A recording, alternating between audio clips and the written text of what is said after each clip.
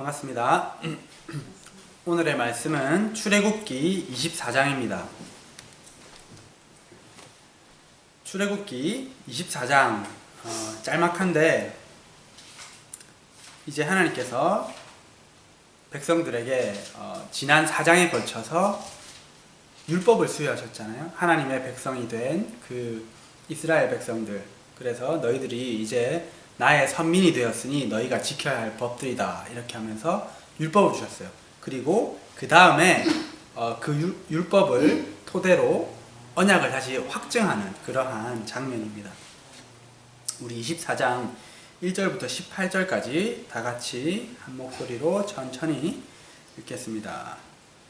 또 모세에게 이르시되 너는 아론과 나답과 아비후와 이스라엘 장로 70명과 함께 여호와께로 올라와 멀리서 경배하고 너 모세만 여호와께 가까이 오고 그들은 가까이 나오지 말며 백성은 너와 함께 올라오지 말지니라. 모세가 와서 여호와의 모든 말씀과 그의 모든 율례를 백성에게 전하매 그들이 한 소리로 응답하여 이르되 여호와께서 말씀하신 모든 것을 우리가 준행하리이다. 모세가 여호와의 모든 말씀을 기록하고 이른 아침에 일어나 산 아래 제단을 쌓고 이스라엘 12기둥을 세우니 이스라엘 자손의 청년들을 보내어 여호와께 소로 번제와 화목제를 드리게 하고 모세가 피를 가지고 반은 여러 양푼에 담고 반은 제단에 뿌리고 언약서를 가져다가 백성에게 낭독하여 듣게 하니 그들이 이르되 여호와의 모든 말씀을 우리가 준행하리이다. 모세가 그 피를 가지고 백성에게 뿌리며 이르되 이는 여호와께서 이 모든 말씀에 대하여 너희와 세우신 언약의 피니라. 모세와 아론과 나답과 아비후와 이스라엘 장로 70인이 올라가서 이스라엘의 하나님을 보니 그의 발 아래에는 청옥을 편듯하고 하늘같이 청명하더라. 하나님이 이스라엘 자손들의 존귀한 자들에게 손을 대지 아니하셨고 그들은 하나님을 뵙고 먹고 마셨더라. 여호와께서 모세에게 이르시되 너는 산에 올라 내게로 와서 거기 있으라. 내가 그들을 가르치도록 내가 율법과 계명을 친히 기록한 돌판을 내게 주리니 모세가 그의 부하 여호수아와 함께 일어나 모세가 하나님의 산으로 올라가며 장로들에게 이르되 너희는 여기서 우리가 너희에게로 돌아오기까지 기다리라. 아론과 훌이 너희와 함께 하리니 모든 일이 있는 자는 그들에게로 나아갈지니라 하고 모세가 산에 오르매 구름이 산을 가리며 여호와의 영광이 시내산 위에 머무르고 구름이 엿새 동안 산을 가리더니 일곱째 날에 여호와께서 구름 가운데서 모세를 부르시니라. 산 위에 여호와의 영광이 이스라엘 자손의 눈에 맹렬한 불같이 보였고 모세는 구름 속으로 들어가서 산 위에 올랐으며 모세가 40일 40야를 산에 있으니라. 아멘. 우리 말씀을 듣기 전에 우리 기도드리겠습니다. 하나님 감사합니다. 오늘도 이렇게 하나님께 예배드리고 이 생명의 말씀을 듣게 하시니 감사합니다. 하나님, 이 말씀 가운데 이 모세와 이스라엘 백성들의 이야기를 통해서 우리의 모습을 보게 하시고 하나님의 말씀을 듣게 하여 주시옵소서. 우리의 귀를 열고 마음을 열립니다. 성령님 오셔서 채워주시고 주관하여 주시옵소서. 주님 홀로 영광 받으시옵소서. 모든 말씀 살아계신 예수 그리스도 이름으로 기도드렸습니다. 아멘. 자, 제가 어제 이 말씀을 준비하면서 지난주와 마찬가지로 이번 주에도 저에게 큰 은혜를 주셨는데 정말 이 은혜가 이 부족한 입술로 제가 말을 그렇게 잘 하지 못하고 표현을 잘 하지 못하지만은 그것이 영으로서 여러분들에게 흘러 들어가기를 축복드립니다. 자, 우리가 지난 20장부터 23장까지 4장에 걸쳐서 이렇게 하나님께서 이스라엘 백성들에게 선민으로서 지켜야 할 법을 주셨는 것에 대해서 공부했는데 하나님의 법의 특징들은 여성과 노예 같은 그러한 약자를 보호하는 법이었고 또한 결과보다 일의 결과보다 그 마음, 그 동기를 더 중요시하게 생각하는 그러한 법이었습니다. 그리고 당연하게 공정하고 정의로운 그러한 법이었고, 또 원수에게도, 하나님의 백성은 원수에게도 선하게 대해주어야 하는 그러한 법이었습니다. 한마디로 그 당시에 정말 이스라엘 백성들이 살아가는 그 시대, 그 땅에서, 그리고 그들이 들어가야 할 땅에서 정말 그 어두운 곳에서 빛이 되는 그러한 법이라고 할 수 있을 것입니다.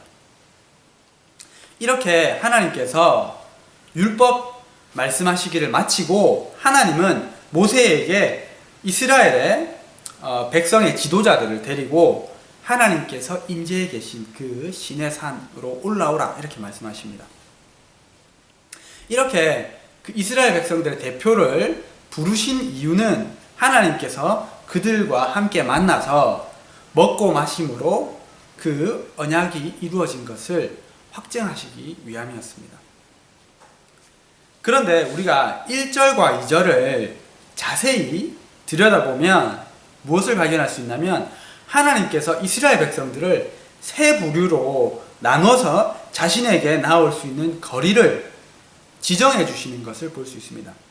먼저 1절에 보면 아론과 나답과 아비후, 이 나답과 아비후는 아론의 아들이죠. 그리고 이스라엘 장로 70명은 여호와께로 올라와 멀리서 경배해라, 이렇게 말씀하셨습니다. 그리고 2절에 뭐라 말씀하시냐면, 너 모세만 여호와께 가까이 나오고 그들은 가까이 나오지 말며, 이렇게 말씀하시고, 마지막 부분에 뭐라 말씀하시냐면, 이스라엘 백성은 너와 함께 올라오지 말라, 이렇게 말씀하십니다. 그러니까 이걸 정리해 보자면, 산 밑에, 제일 밑에는 일반 이스라엘 백성들이 있고, 그리고 산 중턱까지는 70인의 장로들과 그리고 아론, 그리고 그 아들까지 있고 오고, 그리고 하나님께서 계신 그 산 정상에는 모세 너만 올라와라, 이렇게 하나님께서 말씀하시는 겁니다. 아니, 하나님께서 사람을 차별하시나? 왜 이렇게 어떤 사람은 너는 그까지만 와, 더 이상 안 돼, 그리고 너는 나한테 와, 이렇게 거리를 두시는 것을 볼 수 있습니다. 참 이해할 수 없죠? 신기하죠? 그런데 하나님께서 왜 이렇게 거리를 직접 그렇게 명확하게 지정해 주셨을까요? 우리가 앞에 말씀을 전해서 잘 아는 것처럼 우리는 죄가 있는 존재잖아요. 그래서 하나님께 가면, 그 거룩한 하나님께 가면 죽임을 당합니다. 하나님께서 죽이시는 게 아니라 죽임을 당해요. 그것이 하나님의 속성, 정말 거룩한 하나님의 속성으로 죄가 감히 가까이 갈 수 없는 그러한 속성이 하나님께 있기 때문입니다. 그런데 그럼에도 불구하고 하나님은 이렇게 사람에 따라서 거리를 지정하셨는데, 모세와 같은 사람은 자신에게 정말 가까이 부르셨습니다. 하나님께서 이렇게 부르시는 거리에 차등을 두신 이유는, 모세와 같은 사람들은 정말 하나님을 가까이 하고 싶은 그 마음, 하나님께 조금이라도 더 가까이 가고 싶은 그 마음이 있었기 때문으로 생각됩니다.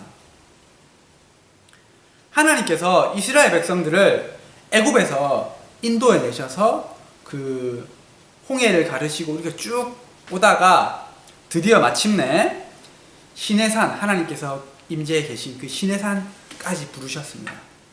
그리고 여기서 선민의 언약을 체결하기 위해서 만나셔서 이스라엘 백성들 가운데 임재하셔서 만나시는데, 그리고 하나님의 법들을 말씀하시는데, 이스라엘 백성들이 두려움에 떨면서 모세에게 이렇게 얘기합니다. 자신들에게 하나님께서 말씀하시는데, 출애굽기 20장 19절입니다.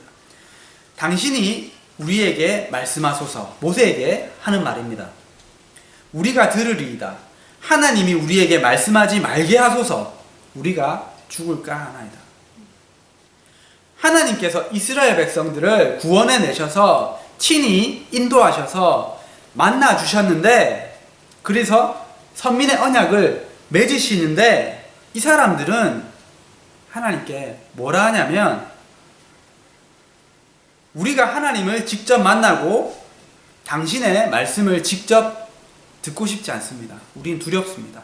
그러니 모세, 당신이 우리에게 대신 말씀해 주세요. 대신 만나 주세요. 그렇게 이야기하는 겁니다. 한마디로 하나님의 음성을 직접 듣고 하나님을 직접 만나기를 거부하는 겁니다. 이때 하나님의 마음이 어땠겠습니까? 그러면 반면에 모세는 어떠했을까요? 모세는 진짜 조금이라도 더 하나님께 가까이 가고 하나님을 만나고 하나님의 임재를 경험하고 하나님의 영광을 보고 싶어 했던 그런 사람입니다. 한마디로 하나님을 사랑하고 사모하고 하나님을 향한 그 마음이 있었던 거죠. 모세가 오늘 이 본문의 말씀처럼 시내산에 하나님을 만나러 올라갔습니다. 이때 동안 40일의 시간이었는데, 이 기간 동안 어떤 일이 밑에서 벌어지냐면, 이스라엘 백성들이 금송아지 우상을 만들어 섬기고 난리가 납니다. 이 사건 때문에 정말 하나님께서 너무나 마음이 아프셔서 이렇게 말씀하십니다. 모세야, 내가 대신해서 내 사자를 보내서 너희가 이스라엘 그 가나안 땅을 차지하게 해줄게. 그런데 나는 도저히 같이 못 가겠다. 왜냐하면 내가 가다가 이 이스라엘 백성들을 다 진멸해버릴 것 같다. 내가 너무나 화가 난다. 그러니까 모세가 계속해서 하나님께 계속해서 나아갑니다. 그러면서 백성을 위해서 중보합니다. 그 장면이 출애굽기 32장, 33장에 나오는데, 정말 모세가 하나님, 정말 그러면 안 됩니다. 그럴 것 같으면 차라리 내 이름을 생명책에서 지워버려 주세요. 그리고 하나님이 가시지 않으면 저희도 가지 않겠습니다. 그렇게 계속해서 하나님과 모세가 이야기하는 이 대화하는 이 장면이 나오는데, 정말 이 장면을 보면서 제가 너무나 마음이 감격스러웠습니다. 그래서 어제 말씀 보면서 많이 울었습니다. 왜냐하면은 이 말씀 가운데 모세와 하나님의 그 이 사이가 너무나도 끈끈하고 아름답고 정말 그 사랑이 느껴졌기 때문입니다. 그래서 하나님께서 결국에 그래 알았다. 내가 친히 너와 같이 가겠다. 내가 너를 쉬게 하리라. 이렇게 말씀해 주십니다. 이렇게 하나님과 딜이 끝나고 나서 모세가 하나님께 이야기합니다. 하나님, 근데 제 부탁이 하나 있는데 하나님의 영광을 좀 보여주시면 안 될까요? 이렇게 이야기합니다. 이 말을 듣고 하나님께서 하시는 말씀입니다. 내가 내 모든 선한 것을 네 앞으로 지나가게 하고 여호와의 이름을 내 앞에 선포하리라. 나는 은혜 베풀 자에게 은혜를 베풀고 긍휼히 여길 자에게 긍휼을 베푸느니라. 네가 내 얼굴을 보지 못하리니 나를 보고 살 자가 없음이니라. 그러나 너는 이 바위 틈에 서라. 내 영광이 지나갈 때에 내가 너를 반석 틈에 두고 내가 너를 지나도록 내 손으로 너를 덮었다가 손을 거두리니 그때에 네가 내 등을 볼 것이요 얼굴은 보지 못하리라. 이렇게 말씀하시는 겁니다. 모세가 이렇게 하나님 앞에 가까이 가고 싶어하고 하나님을 더 만나고 싶어하고 하나님의 영광을 보고 싶어하니까 하나님의 그 마음이 모세가 너무나 예쁘시지 않았을까요? 너무나 사랑스럽지 않으시겠습니까?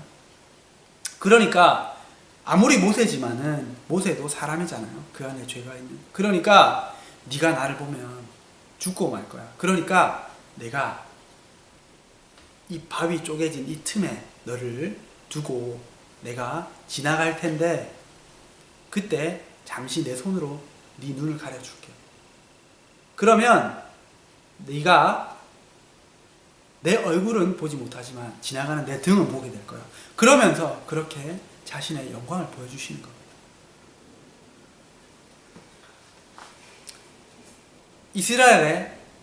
이스라엘 백성들과 모세의 차이를 아시겠습니까? 이 차이를 느껴지십니까? 여러분이 하나님이라면 이런 모세를 특별히 더 사랑하고 특별히 더 가까이 하고 싶지 않으시겠습니까? 그 본문 중에 출애굽기 32장, 33장 본문 중에 11절에 이렇게 이야기합니다. 사람이 자기의 친구와 이야기함 같이 여호와께서는 모세와 대면하여 말씀하셨다. 하나님은 이런 모세를 친구처럼 여기셨다고 말씀합니다. 이제 시선을 돌려서 저와 여러분에게 묻겠습니다. 여러분은, 저는 하나님을 이렇게 사모하십니까? 이렇게 모세처럼 하나님이 알고 싶고 하나님께 가까이 가고 싶고 그분께 푹 빠져가지고 그분의 영광을 더 보고 싶어서 이렇게 합니까? 아니면 이스라엘 백성들처럼 멀리 서서 하나님 직접 뵙는 것은 부담스러우니까 일주일에 한번 목사님을 통해서 그냥 말씀해 주세요. 이렇게 말씀하십니까? 잠언 8장 17절 말씀입니다. 나를 사랑하는 자들이 나의 사랑을 입으며 나를 간절히 찾는 자가 나를 만날 것이다. 나를 사랑하는 자들이 나의 사랑을 입으며 나를 간절히 찾는 자가 나를 만날 것이다. 나는 은혜 베풀 자에게 은혜를 베풀고 긍휼히 여길 자에게 긍휼을 베푸느니라.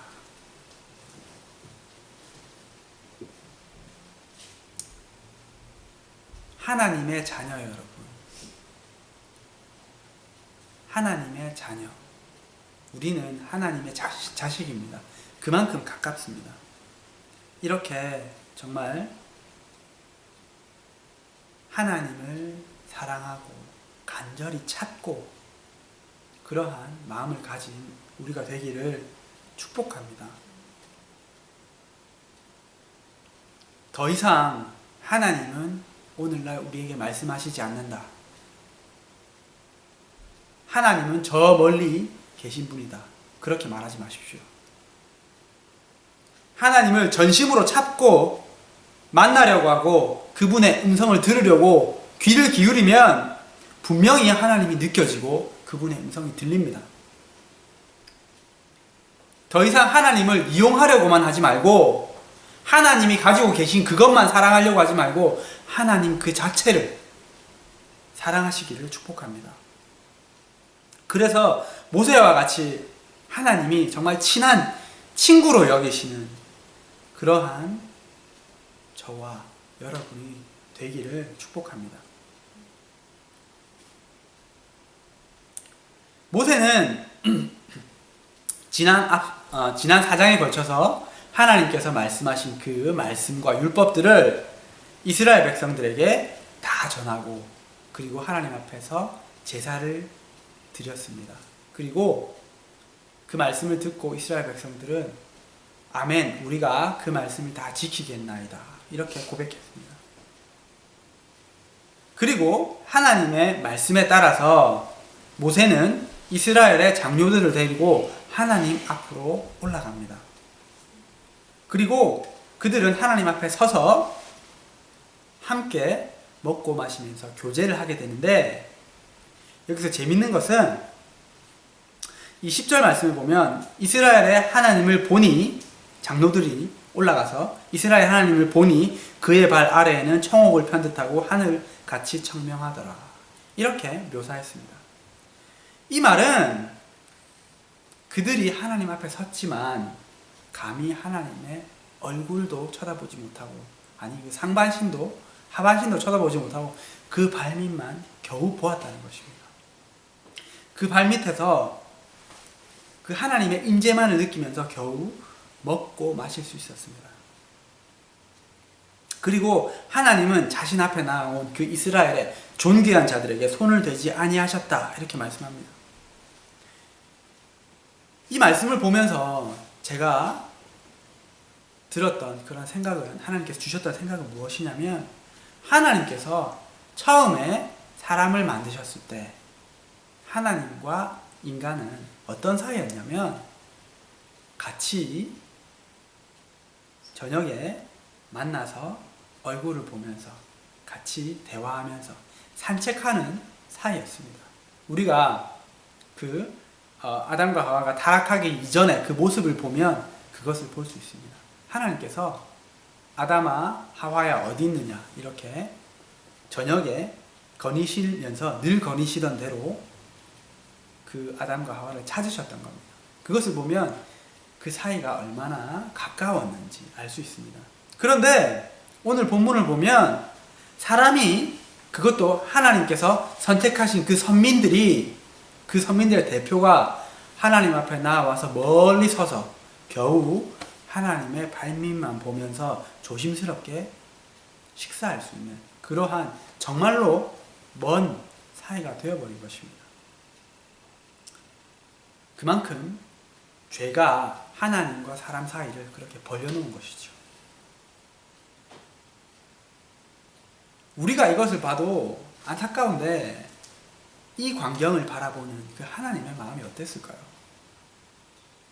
그렇지만은 하나님은 이 만남, 이 선민의 언약을 통해서 장차 아들을 보내시고 복음이 세계 땅끝까지 퍼지게 하셔서 그 처음에 그 친밀한 관계를 회복하고자 하는 그 마음, 그 계획이 있으셨던 거예요.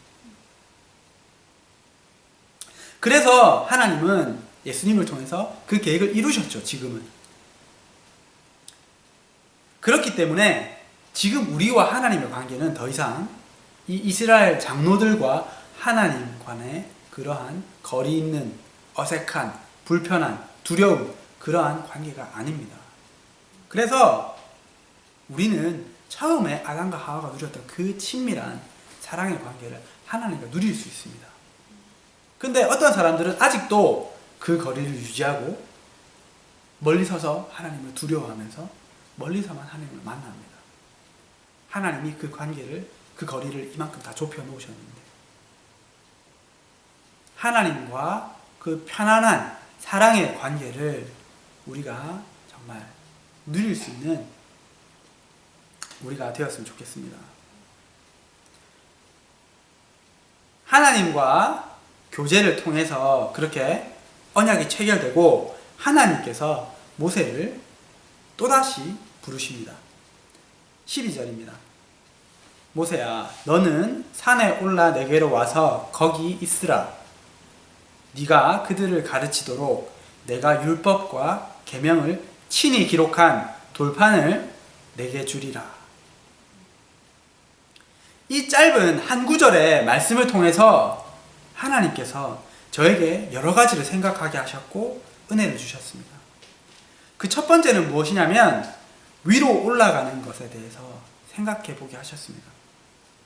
제가 이런 생각을 하게 된 이유는, 그리고 또 다른 은혜를 생각하게 된 이유는, 제가 다른 버전의 성경을 읽다가 그런 것이 마음에 와닿았거든요. 메시지 바이블에 이 부분을 뭐라고 기록해 놓았냐면 climb higher up to the mountain and wait there for me. 이렇게 하나님께서 말씀하십니다. 여기서 climb higher up to the mountain, 이렇게 하나님께서 말씀하셨는데, 이 부분을 통해서 제가 위로 올라가는 것, 이것에 대해서 생각해 보게 됐는데, 우리가 흔히 위로 올라간다 이렇게 생각하면 우리가 이 땅에서, 이 세상에서 부와 지위와 명성을 쌓아서 다른 사람 위에 올라간다. 이렇게 생각합니다. 그것이 위로 올라가는 것입니다. 그리고 제가 이 말씀을 보면서 또 다른 하나 위로 올라가는 것에 대해 생각해 보게 되었는데, 이것은 모세와 같이 하나님을 만나러 위로 올라가는 것입니다. 더 높은 곳으로, 더 높은 곳으로. 하나님이 자꾸 이렇게 부르시는 것입니다.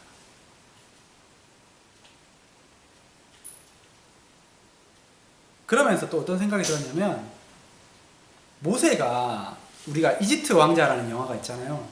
거기 보면 모세가 어떻게 그 이집트의 왕가에 살게 되냐면, 우리가 잘 아는 것처럼 바로 왕의 딸이 모세를 입양하지 않습니까? 그래서 모세는 바로 왕의 직계 그 자손은 아니었지만은 그 왕가의 그 사람으로서 정말 어쩌면은 정말 이집트의 왕자로서 장차 왕이 될 수도 있는 그러한 사람이었습니다.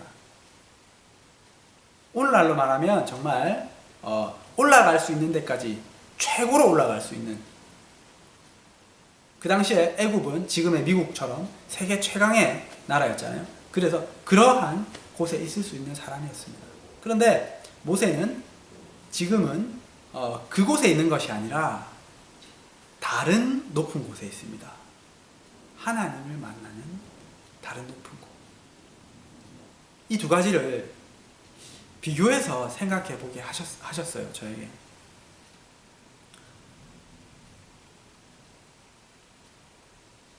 그리고 생각해 보기를, 저는 분명히 이곳에 있고 싶습니다. 하나님을 만나러 높은 곳에 올라가는. 왜냐하면 아무리 생각해봐도 이게 더 가치 있어요. 그리고 이게 더 영원해요. 이거는 길어봐야 한 50년 가겠지만 이거는 영원히 지속되고 더 가치 있습니다.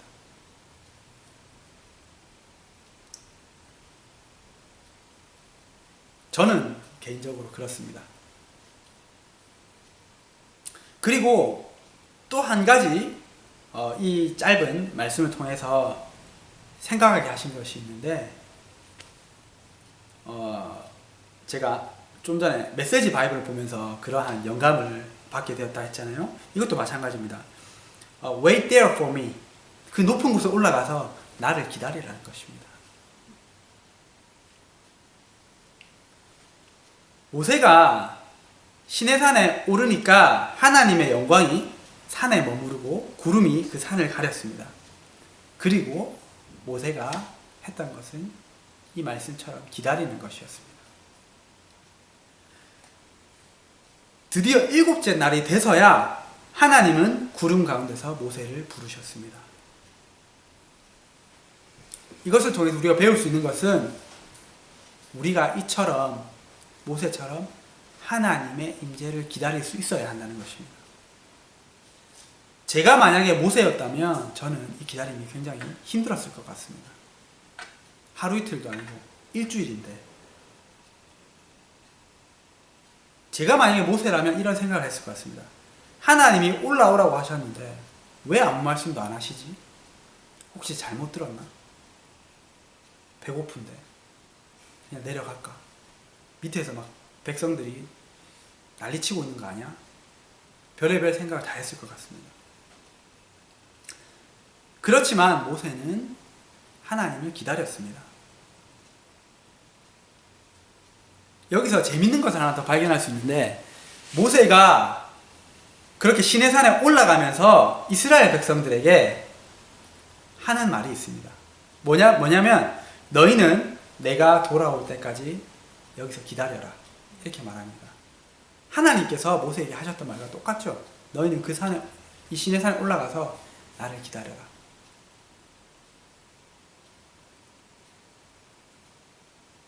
그런데 모세가 시내산에서 하나님의 말씀을 받고 있을 동안에 이스라엘 백성들은 모세를 기다리지 못하고 아론을 꾀어서 금송아지 우상을 만들고 그 우상을 섬기면서 정말 가증스러운 행동을 합니다. 우리가 인내심을 가지고 하나님을 기다리지 않으면 이렇게 됩니다. 우리는 오늘의 이 본문뿐만 아니라 성경에서 지금까지 보아왔던 수많은 인물들을 통해서 하나님의 때를 기다리지 않으면 어떻게 되는지를 배워 알고 있습니다. 아브라함과 사라는 하나님께서 자식을 주시겠다 했는데 그것을 기다리다 지쳐서 이스마엘을 만들어서 결국에는 정말 이스라엘에 지금까지도 영향을 미치는 그러한 이스마엘을 놓고 말았습니다. 그리고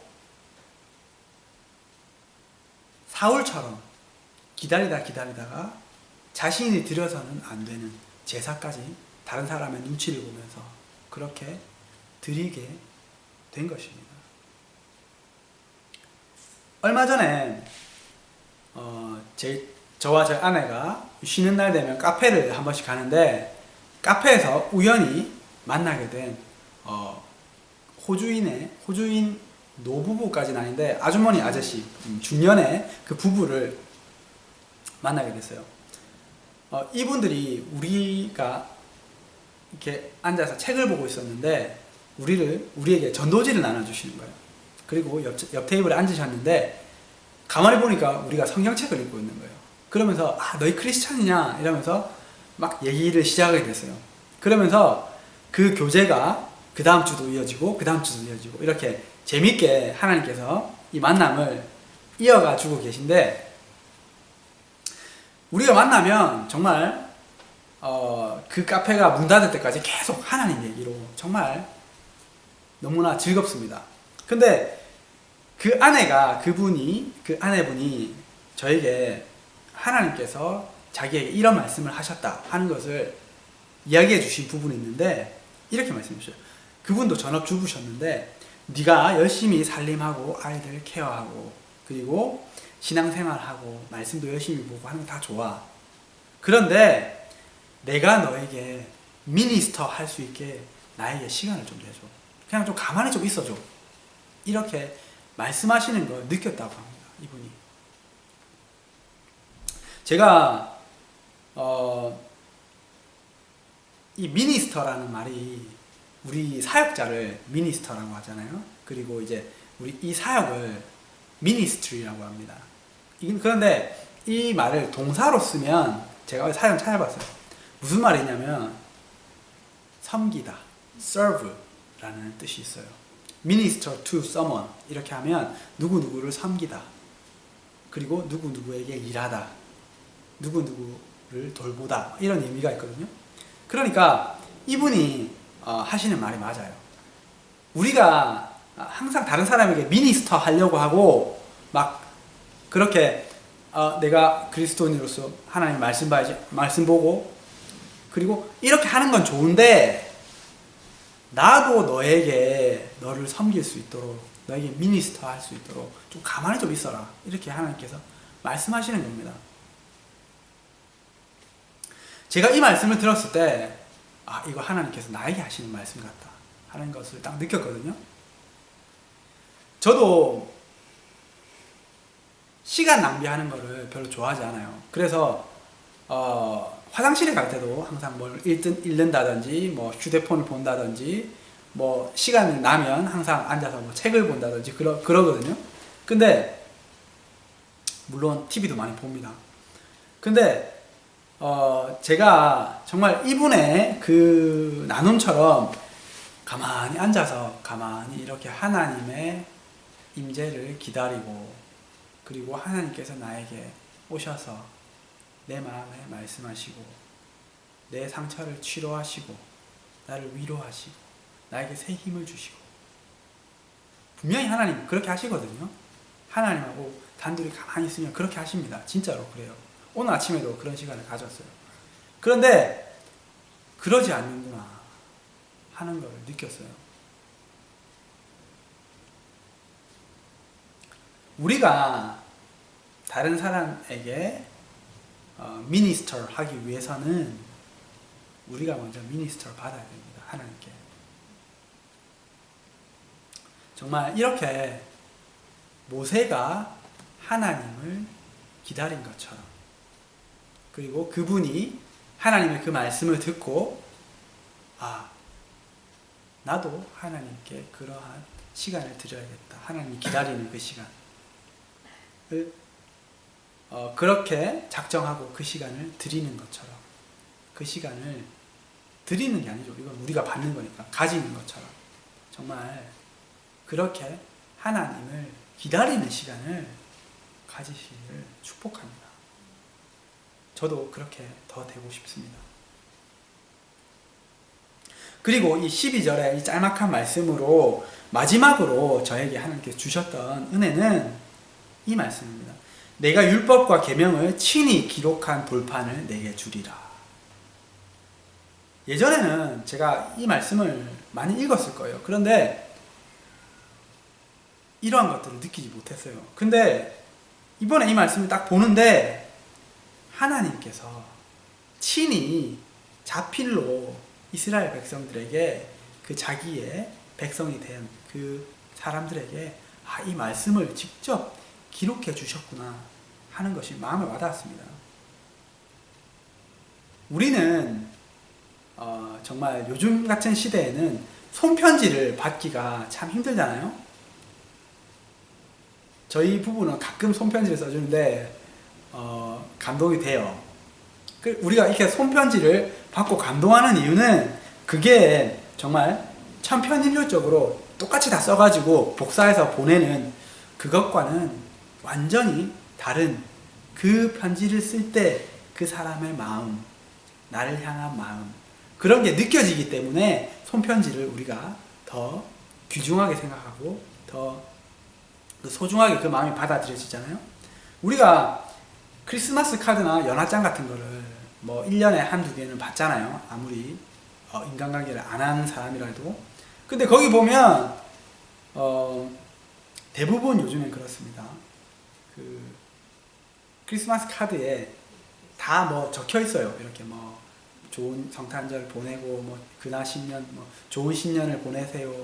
그러면서 끝에 자기 이름만 친필로 적는 거예요. 사실 솔직히 말씀드리면 그런 편지도 감사하고 좋은데 별로 감동되진 않아요. 그렇잖아요.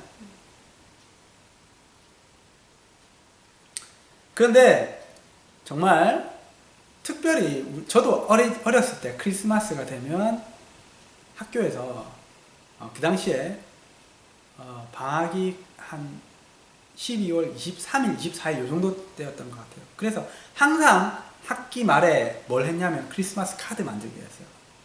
만들고 오리고 붙이고 막 이렇게 쓰고 그렇게 하면서 내가 소중하게 생각하는 사람들에게 그걸 만들어 주는 거예요. 그러면 그걸 받는 사람들이, 그걸 받는 부모가 얼마나 기쁘겠어요. 그 마음이 어떻겠어요. 그런 것처럼 하나님께서 손으로 친히 적어주셨다 생각하니까 좀 마음이 이전과는 다르더라고요. 그만큼 하나님께서 특별히 그 많은 백성들 중에서 이 사람들, 이제 내 백성이 되었으니까 사랑하시고 케어하시는 게 느껴졌습니다. 어떤 분이 어디서 제가 이런 말을 들었어요. 어떤 분이 이런 말씀을 하시는 걸 들었는데, 하나님이 만약에 냉장고가 있으시다면 거기에 네 사진이 있을 거다.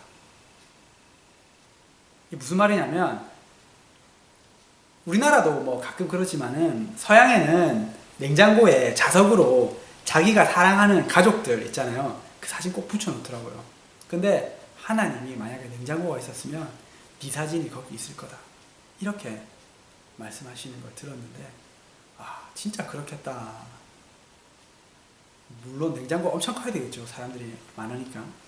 근데 정말 이 말씀처럼 하나님께서 우리 한 사람 한 사람을 특별히 사랑하시고 케어하시고 또 이렇게 돌보시는 하나님이 전체적인 하나님이 아니세요. 절대로. 하나님은 지극히 개인적인, 아까 모세하고 하나님의 사이 친구 같았다. 친구처럼 말씀하셨다 하잖아요. 하나님은 그 관계를 모세하고만 맺고 싶으신 게 아니라 저와도 그리고 여러분과도 그렇게 맺고 싶어 하세요. 그러한 개인적인 하나님을 정말 더 깊이 만나시고 그 관계를 누리시는 저와 여러분이 되시기를 축복드립니다. 우리 기도로 말씀을 마치겠는데, 오늘 기도 제목은 딱 하나입니다. 하나님, 저도 모세처럼 하나님을 더 알고 싶어요.